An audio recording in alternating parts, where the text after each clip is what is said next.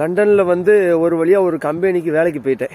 அந்த கம்பெனிக்கு வேலைக்கு போனவுடனே நான் சொல்லிட்டேன், எனக்கு லிட்டில் பிட் இங்கிலீஷ் தான் தெரியும், I am little bit English only அப்படின்னு சொல்லி நான் சொல்லிட்டேன்.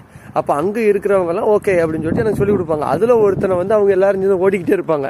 அங்கே ஒருத்தர் இருக்காப்புல. அப்போ அவர் என்ன நினச்சிட்டாப்புல, நமக்கு ஒருத்தன் கிடச்சிட்டானே நம்மளாம் என்னைய ஓட்டுவோம்னு சொல்லி அவர் ஏதாவது டவுட்டுன்னு கேட்பேன். அவர் தான் என் பக்கத்தில் இருக்காரு.